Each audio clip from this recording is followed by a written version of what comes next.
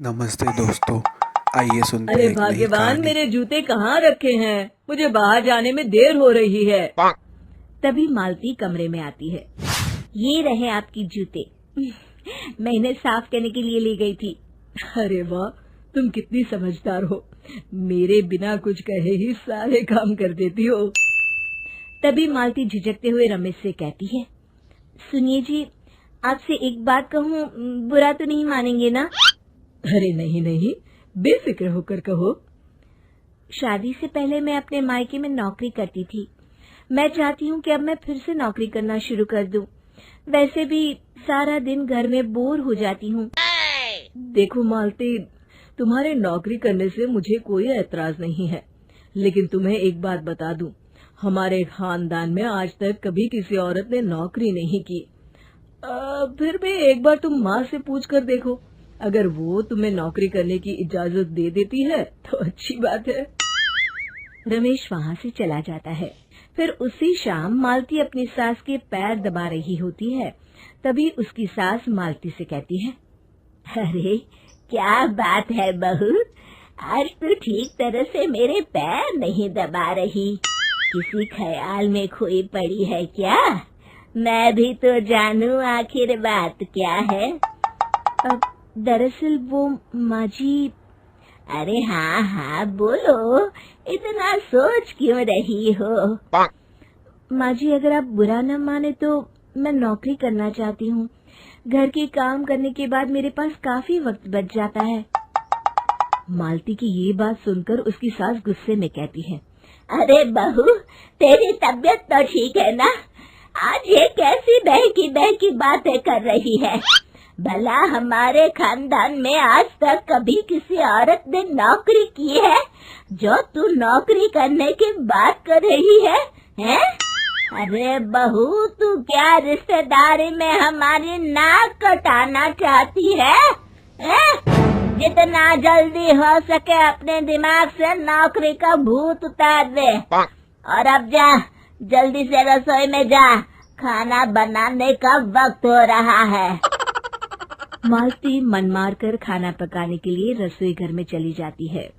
अगले दिन, नमस्ते माँ जी, कैसी हैं आप? अरे आओ आओ दिवाकर बेटा, बैठो, मैं तुम्हारे लिए चाय मंगाती हूँ।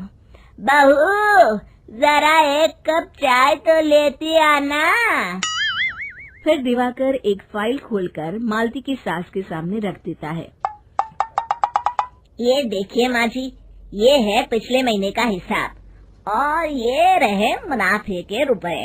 एक बार हिसाब देख लीजिए और इन कागजों पर अपने दस्तखत कर दीजिए। अरे दिवाकर बेटा, मैंने भला आज तक कभी तेरा हिसाब देखा है जो अब देखूंगी?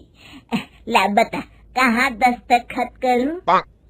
तभी मालती चाय लेकर वहाँ आ जाती है और अपनी सास को बिना कागजातों को पढ़े इस तरह लापरवाही से दस्तखत करते हुए देखकर हैरान रह जाती है। अच्छा माँ जी, अब मैं चलता हूँ, फैक्ट्री में बहुत काम है। फिर दिवाकर वहाँ से चला जाता है। कुछ दिनों बाद मालती बाजार में कुछ सामान खरीद रही होती है। तभी एक बूढ़ा आदमी उसे आवाज देता है, अरे मालती बेटी, कैसी हो? मुझे पहचाना? मैं तुम्हारी कंपनी में मुनीम का काम करता हूँ। हाँ चाचा जी, मैं आपको बिल्कुल पहचानती हूँ।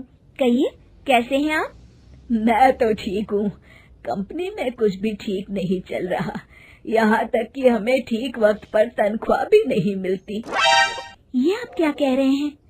अब क्या बताऊं, आप लोग तो कभी हिसाब किताब देखने दफ्तर आते नहीं।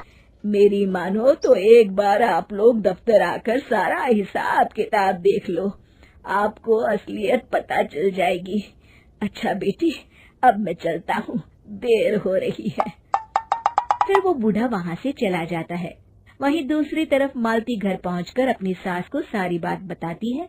तभी वहाँ रमेश भी आ जाता है, लेकिन मालती की सास मालती की किसी भी बात पर विश्वास नहीं करती। तभी रमेश कहता है, अरे माँ, बिना आग के कभी धुआं नहीं उठता। जब मालती इतना कह रही है तो हमें एक बार दफ्तर चलकर देख लेना चाहिए। वैसे भी हम लोग काफी दिन से अपने दफ्तर नहीं गए हैं। इस तरह किसी एक आदमी के भरोसे काम छोड़ना मुझे भी ठीक नहीं लगता। अगले दिन वे सभी अपने दफ्तर पहुंचते हैं और सीधे दिवाकर के कैबिन में जाते हैं। अचानक सबको एक साथ देखकर दिवाकर चौंक जाता है। अरे माँ जी, आप सब लोग अचानक यहाँ कैसे आ गए? अगर कुछ काम था तो मुझे एक फोन कर दिया होता, मैं आपके घर आ जाता। तभी मालती की सास कहती है, अरे दिवाकर बेटा, आज मैं हिसाब देखने दफ्तर आई हूँ, जरा मुझे पिछले 6 महीनों का हिसाब दिखाना तो बेटा। दिवाकर घबराते हुए हिसाब की फाइल मालती की सास को देता है।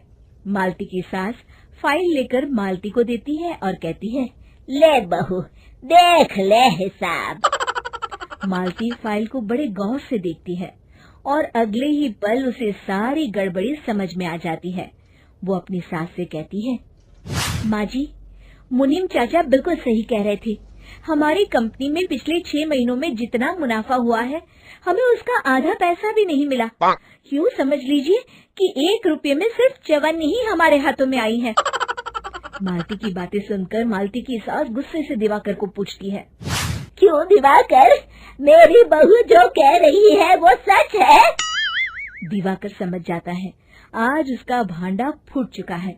वो गिड़गिड़ाते हुए कहता है, मुझे माफ कर दीजिए माँ जी, मैं पैसों के लालच में अंधा हो गया था।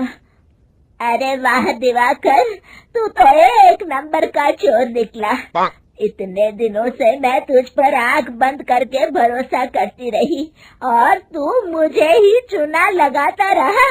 अभी के अभी निकल यहाँ से और दोबारा अपनी शक्ल मत दिखाना। दिवाकर वहाँ से भाग जाता है।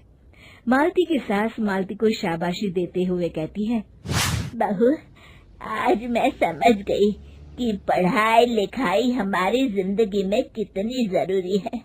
मैं बहुत किस्मत वाली हूँ जो मुझे तुझ जैसी बहू मिली है। शिक्षा, पढ़ाई लिखाई का इस्तेमाल सही जगह करके हम दुनिया में बहुत कुछ बदल सकते हैं।